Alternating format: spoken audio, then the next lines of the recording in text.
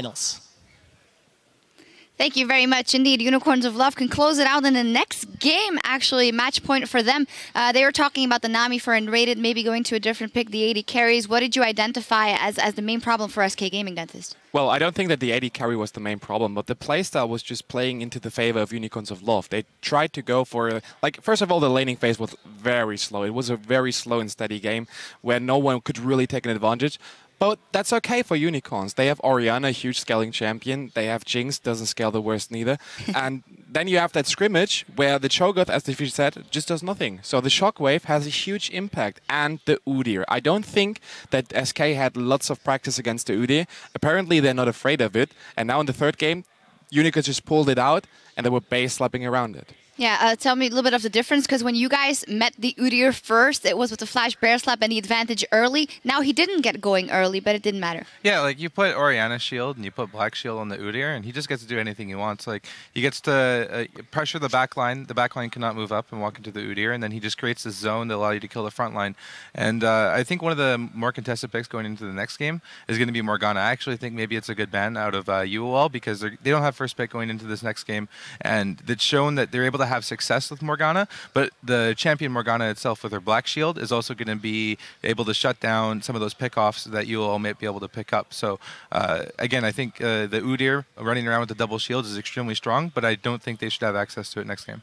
Yeah, but if you would ban the Morgana as Unicorns, then you offer that you're afraid of him.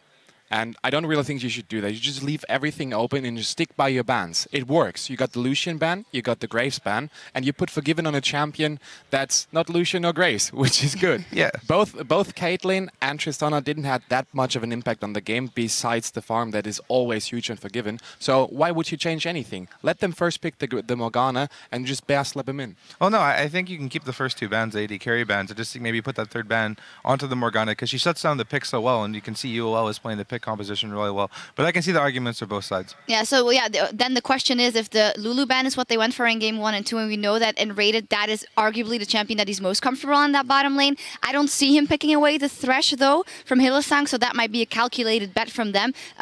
Another time around when we saw in game 2, Fox on an assassin, so good. He can just roam and not necessarily kill anyone, put pressure on the lanes. Cho'Gath, not the same. Absolutely, and it's vice versa if I would have been expected.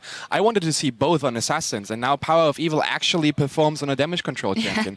The first game, Kog'Maw, of course, Kog'Maw can do kills by hiding and by just chasing people down, but overall, it's a damage control champion. Second game, LeBlanc, no impact. Third game, Orianna, insanely skilled.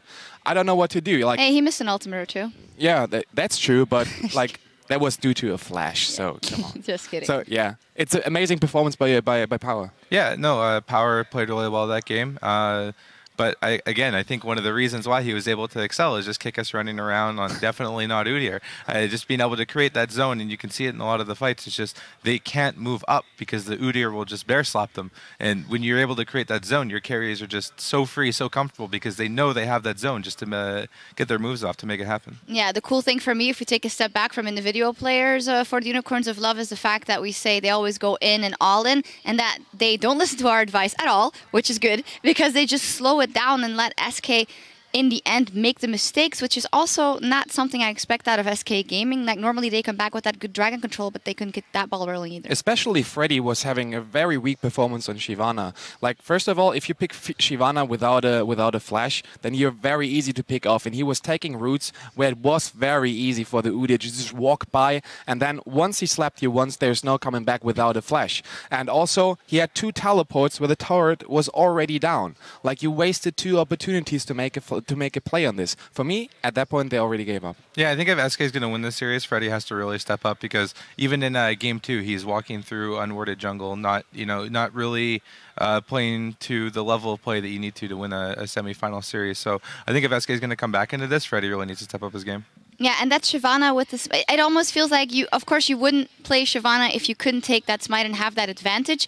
But still, it doesn't do all that much here in Europe. At least it hasn't worked, so maybe they should move away from that completely. It's kind of being baited into, oh, it works with smite and skirmishers, let's do it. I have never seen a Shyvana or like a smite top lane in scrimmages because we stopped scrimming when we got thrown out.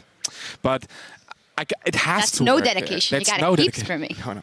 But, I mean, it has to work in scrimmages, and it has to be amazing in scrimmages, because otherwise I wouldn't see no reason why yesterday we saw it ban out all the time, and today it gets picked whenever it's open. So, I don't know. It has to be good. It has to be. It has to have something that is very special. I don't see it. Yeah, I don't see it either. Like, game 2, Visit Chachi wasn't too impressive on it, and again, this game it did nothing. So we're gonna, if they pull it out again, I want to see it do something because it hasn't done anything. It's just been useless. Good point, actually, for either top laners, maybe not making as much as an impact that we've come to expect of them. Yeah, I was hoping Freddie would go for the style points, like, oh yeah, you can't play this champion, I'll show you how to play it, but you can't play it either, apparently. It was the oh, okay, well, shots fired. Before we take a break to set up for Game 3, let's hear what you guys have been talking about on Twitter. Earlier, we asked, what is your favorite pro-champion combo used in the playoffs so far and why? And here's what you think. Our first tweet is from @EtheringtonP. Flash Bear Slap. Kikis on Udyr was amazing. Wow, the game couldn't have been better because this tweet fit. Absolutely. Udyr is a fun to play champion. I wish he would have picked it up.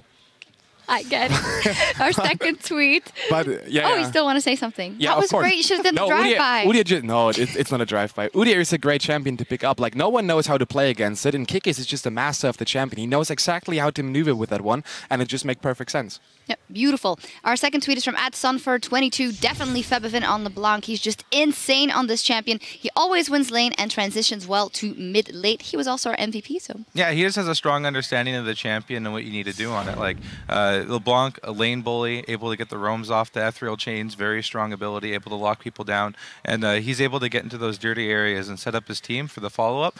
And yeah, he just plays it really well, and his position on the champion is very, very strong. Definitely. Maybe we'll see that in the final as well. And our last tweet is from @CJX. Hylissang plus Morgana, the Bulgarian sniper.